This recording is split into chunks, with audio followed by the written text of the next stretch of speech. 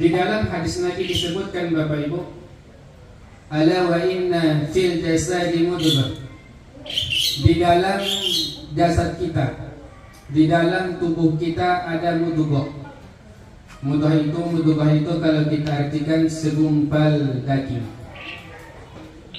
Segumpal daging yang dimaksud itu adalah al-qalbu, yakni hati.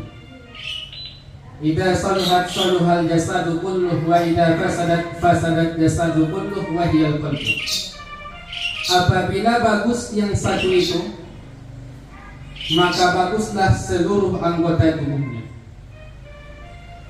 Wa idza fasadat jasadu kulluh. Apabila yang satu itu rusak Bapak Ibu, maka rusaklah seluruh anggota tubuhnya. Apakah itu? Wahiyal qalbu, ialah hati. Di dalam syariat Islam, hati itu ada 3 Bapak Ibu. Di dalam kitab Ihya Ulumuddin karangan Al-Imam Al-Ghazali, Muhammad bin Muhammad Al-Ghazali, seorang hujjatul Islam, mengatakan al-qalbu salasah. Hati itu ada di 3. Kalau 2 bukan hati Bapak Ibu, namanya hati-hati. Ya kan? Hati-hati di jalan. Jadi hati itu ada 3. Yang pertama namanya qalbun marid, hati yang berpenyakit. Hati yang berpenyakit yang dimaksud bukan karena hatinya itu terluka, bukan karena tergores oleh sesuatu, tetapi penyakit hati yang dimaksud adalah seperti iri. Ada tetangga kita beli kulkas, kita kedinginan Bapak Ibu, betul? Iri. Iya kan? Tetangga kita beli kompor gas, kita kepanasan karena merasa kita tidak sanggup membeli. Dia membeli karena dia punya, dia sanggup. Tetangga kita beli motor, kita kepanasan. Bahkan yang paling parah, kambuh asam uratnya Bapak Ibu.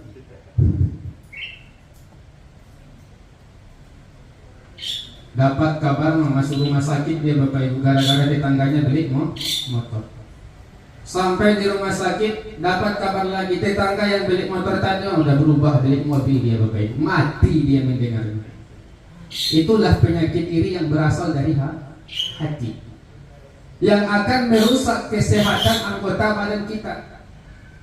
Ujung-ujungnya apa Bapak Ibu yang akan datang? Kalau kita sudah iri, tidak suka, kita tidak suka orang lain memiliki sesuatu, maka datanglah namanya dengki. Apa dengki itu? Dengki itu dipicu oleh rasa iri hati. Artinya tidak suka apabila orang lain, apabila tetangga kita, apabila kaum kerabat kita, apabila teman kita memiliki sesuatu yang tidak ada kita punya. Itu iri Bapak. Akhirnya timbullah dengki, sehingga dari dengki ini timbullah namanya fitnah. Alah, iya Bapak Ibu, dia bisa beli motor, dia bisa beli mobil, itu hanya kredit.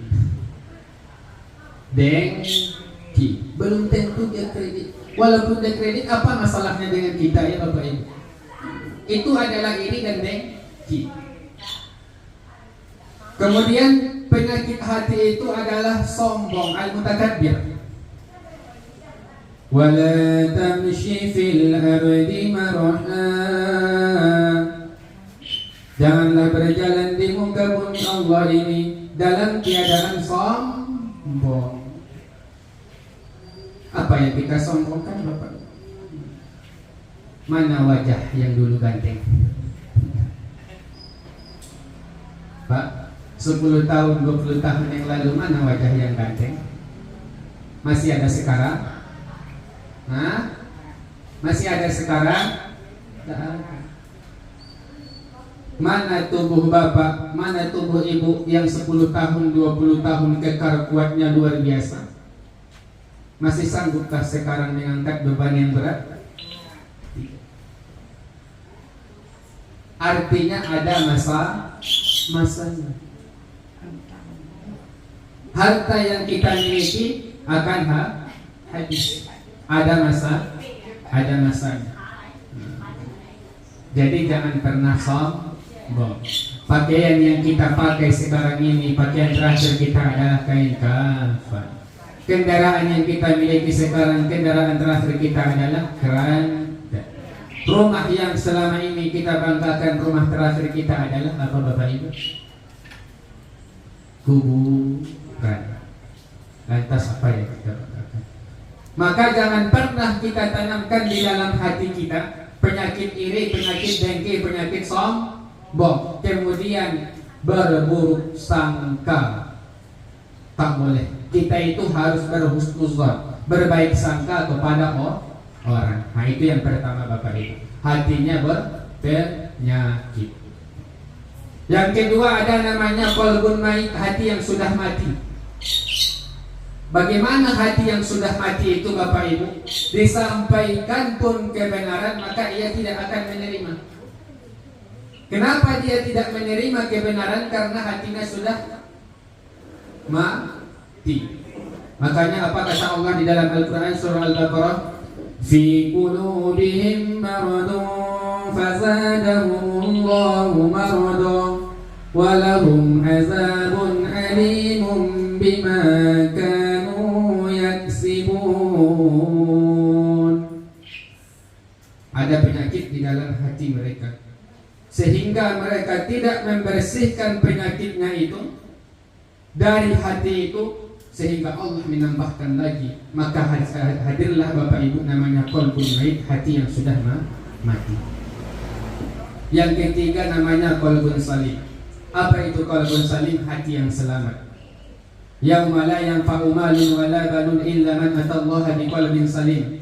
Kelak di padang mahsyar setelah habis kehidupan dunia Bapak Ibu, tidak lagi berguna harta, anak, pangkat dan jabatan kita kecuali qalbun salim, itulah hati yang selamat dari penyakit. Maka penyakit yang ada di dalam hati kita harus kita bersihkan.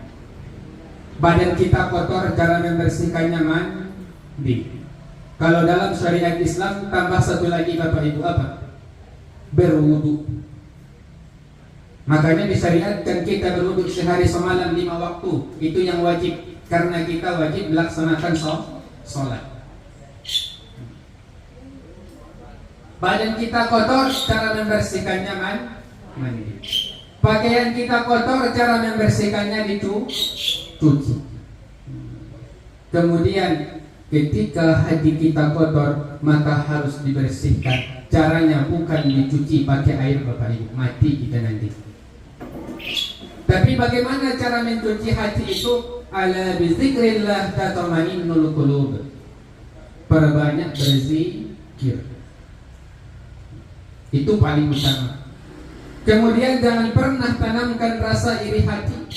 Jangan pernah tanamkan rasa dengki, rasa tak suka kepada orang lain. Siapapun dia, apapun agamanya, apapun jabatannya, bagaimanapun keadaannya, tetap kita harus hargai. Tetap kita harus berhusnuzon. Itulah berbaik sangka. Karena kunci hidup cuma satu Bapak. Jangan pernah berburuk sangka kepada orang lain. Itu kunci hidup.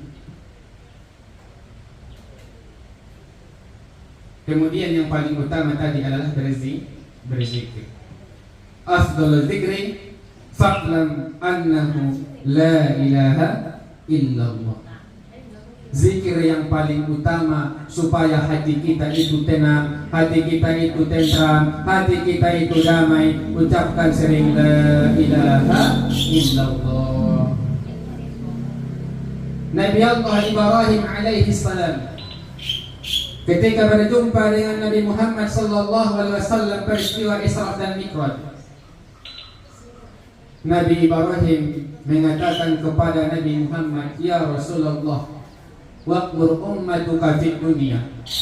Perintahkanlah umatmu di dunia untuk menanam tanaman, karena tanaman tanah surga itu sangat subur, maka tanamlah dengan berzikir kalimat subhanallah walhamdulillah wala ilaha illallah wallahu akbar.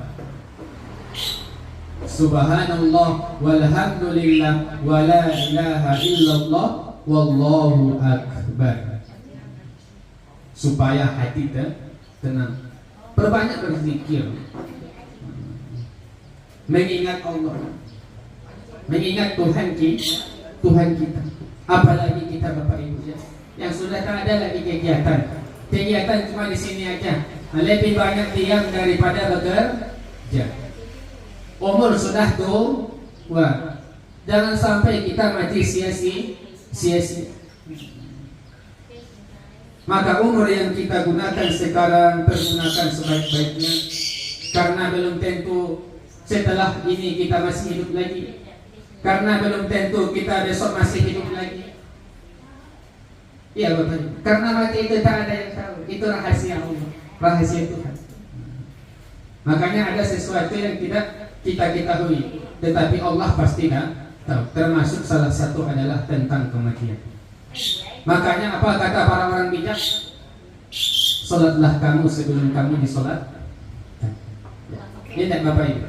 Salatlah sebelum disolatkan.